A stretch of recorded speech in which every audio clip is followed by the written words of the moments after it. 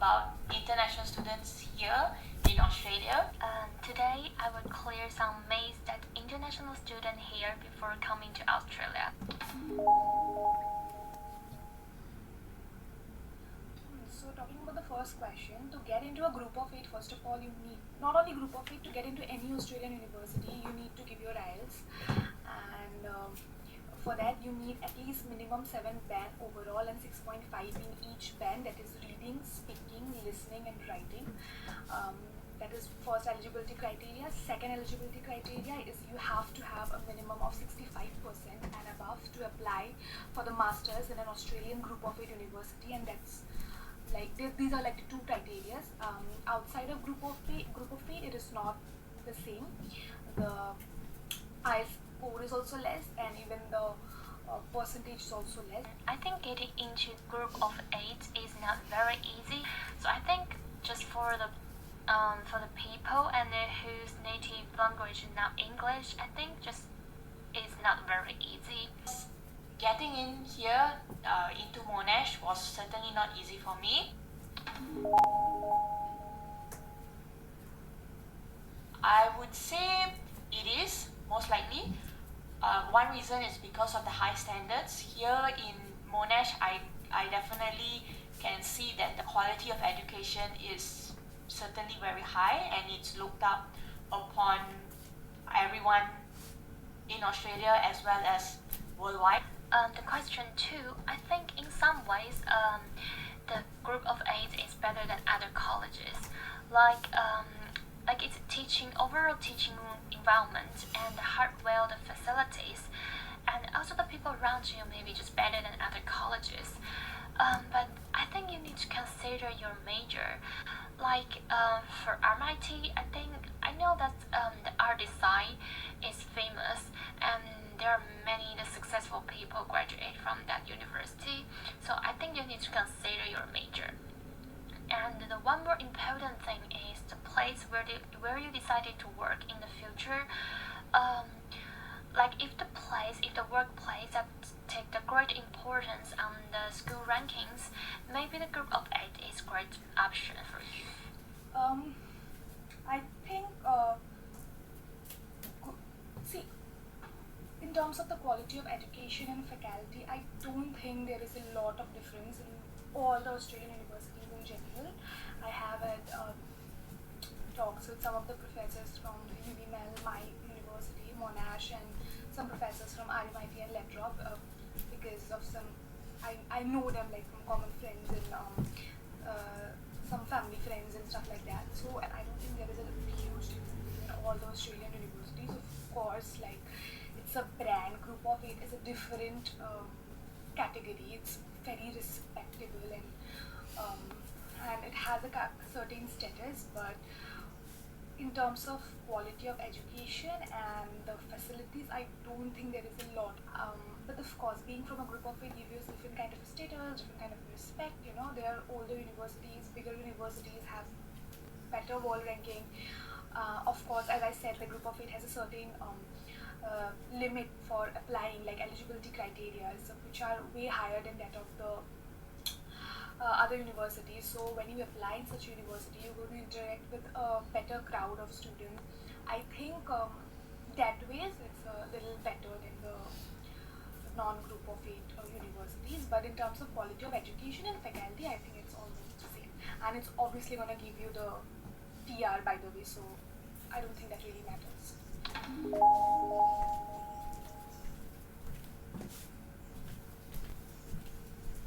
Well, I have to disagree with this as well.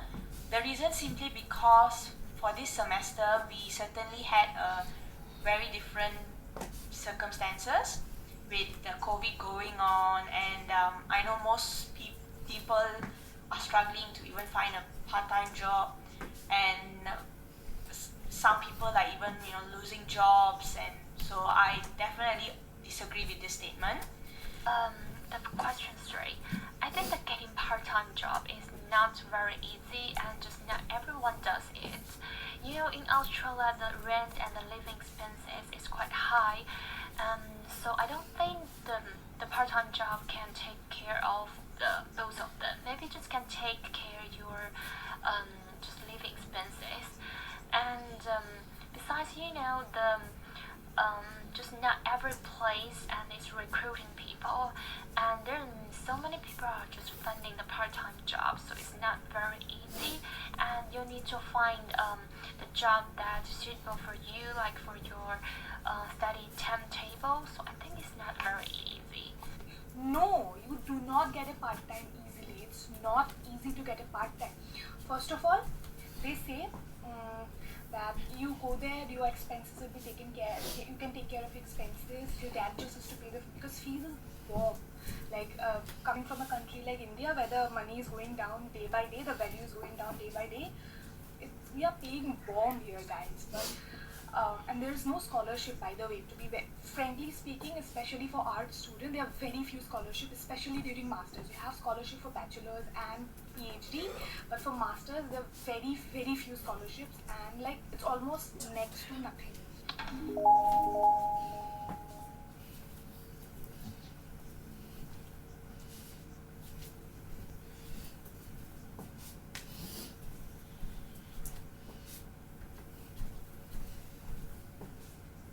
I would say this depends really on what course that you are studying. So, courses like maybe teaching and like psychology, I've been told it's easier to get jobs. Well, the question 4, I know the student's visa has the 2-year work visa, but I want to say that I know there are lots of international students that don't choose to stay in Australia but to return to their own country. So I think there are many factors, but an inevitable reason is it depends on your professional ability. Like you may need to start your part-time job or internship during your study time. So if you can continue to be hired by your employer, I think you can stay in Australia. But from what I have heard, I don't think it is going to be that easy. You need to keep working throughout your studying days, throughout 2 years, so that you get a job at the end of 2 years. And it is true that if you work for Australia for 2 years after your education, the pay here is very good. So you will probably be able to cover the loan if you have taken any other expenses. But getting a job is not that easy. It's like any other space. You need to make connections. It's like any other space. You need to make connections. You need to have a command over what you do, and you really need to know your job for people to hire you. You need to make connections. You need to have a command over what you do, and you really need to know your job for people to hire you, and that's very important. It's not going to be easy. As often my seniors tell me that start applying for jobs 6 months before you graduate. So I hope I get a job, but I don't think it is that easy.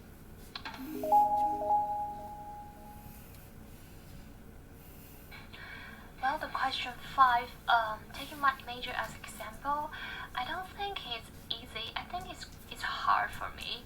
Like now we just take online lessons, and we need to spend most of the time reading and completing the weekly online activities.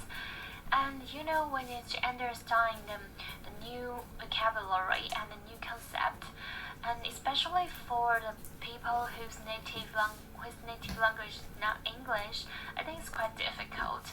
And in addition, we have some assessment, and we need to collect the materials, like collect the information, and we need to finish before the due time. So I don't think it's easy for me. I disagree with the statement.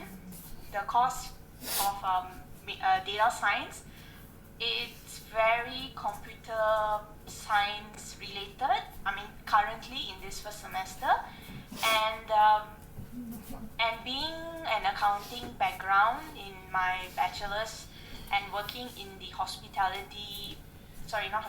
operations, and as well as dealing with the F&B department, I would say